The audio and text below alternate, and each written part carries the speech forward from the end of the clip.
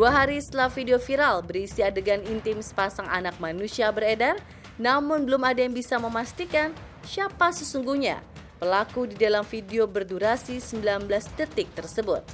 Polisi baru akan memulai melakukan penyelidikan setelah mendapat laporan dari masyarakat.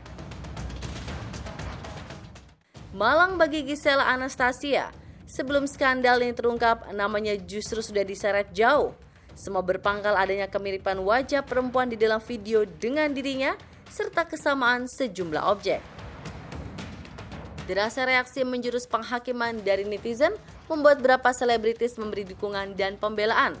Mohon agar warganet tidak buru-buru mengambil kesimpulan dari satu sisi saja.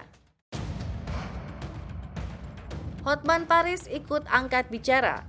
Pengacara kondangan dekat dengan para selebritis menyarankan Giselle untuk segera mencari tim pengacara. Sebab berdasarkan dari pengalaman, kalau nanti memang terbukti pelakunya adalah Giselle, ia juga berpotensi terkena pasal, tidak hanya yang menyebarkan. Dalam 2 hari ini tersebar video porno yang katanya diduga itu adalah seorang artis cewek terkenal. Kepada cewek tersebut, hati-hati, persiapkan tim pengacara kamu. Karena apa?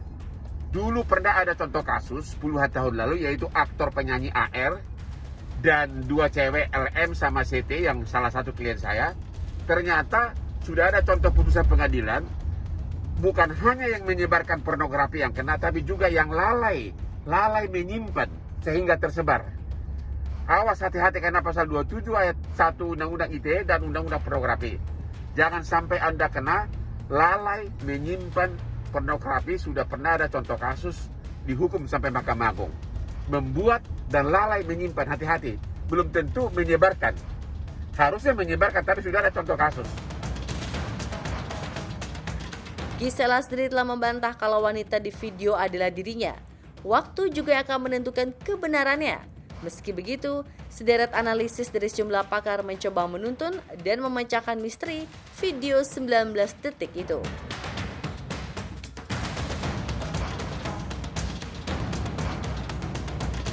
Menyoal keaslian, pakar telematika Abimanyu Wahyu Wijayat memastikan video itu orisinil, bukan editan. Kalau dilihat dari tingkat pengambilan, video sengaja dibuat dan direkam melalui kamera HP. Yang ada, dan kemudian dari berbagai bukti yang di internet kita lihat misalnya adanya kesamaan antara baju seorang wanita, saya masih bilang seorang wanita ya, gitu loh, yang dipakai baju yang berwarna coklat, gitu loh. Itu kemudian ada lagi foto yang lain juga menggunakan baju yang sama, which is bisa benar bisa enggak juga, karena bisa baju itu bisa dari mana-mana.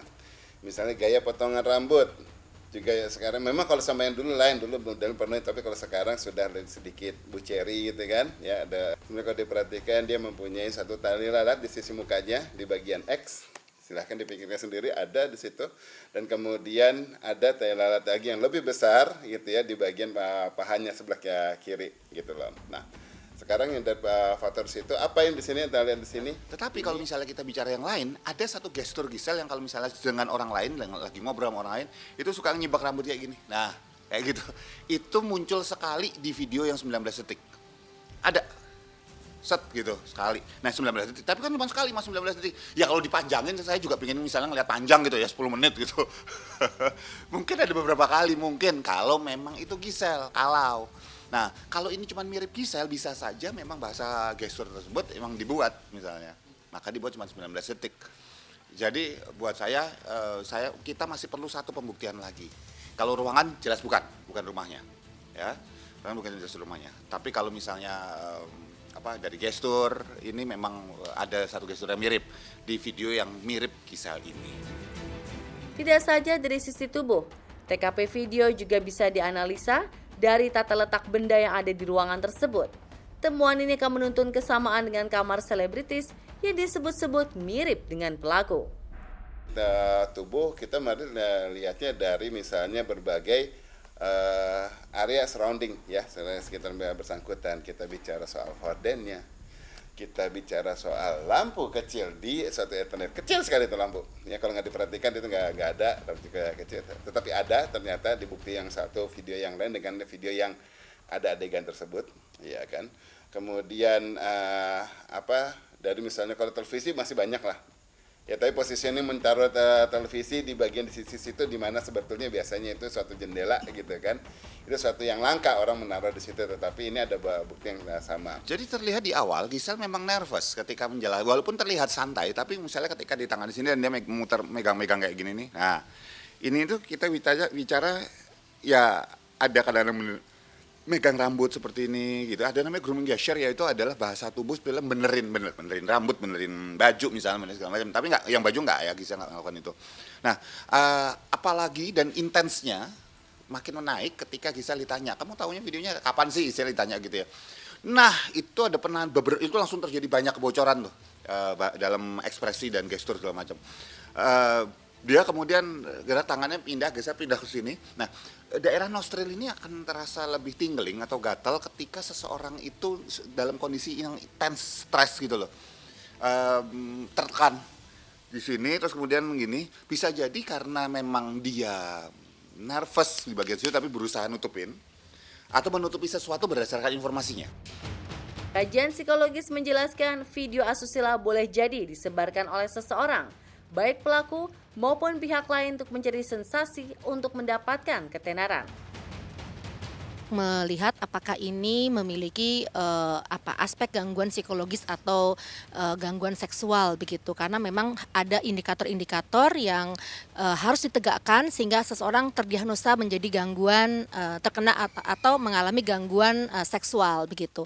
Namun demikian memang ada beberapa di masyarakat ini atau individu yang memang memiliki rasa kebutuhan akan sesuatu hal yang spesifik yang meningkatkan gairah seksualnya. Salah satunya adalah merekam misalnya kegiatan atau aktivitas seksual.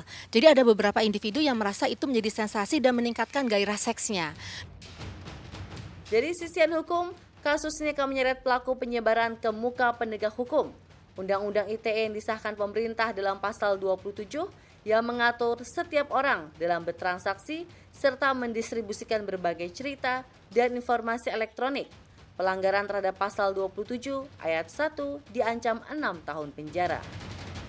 Jadi pasal 45 itu ayat 1 mengatakan barang siapa yang melanggar pasal 27 ayat 1, yaitu seluruh konten informasi elektronik yang bermuatan kesusilaan, ya termasuk pornografi, maka ada ancamannya 6 tahun penjara. Muhammad Ruliandi berharap masyarakat menyerahkan kasus ini secara penuh kepada pihak berwajib dan tetap menghormati asas praduga tak bersalah.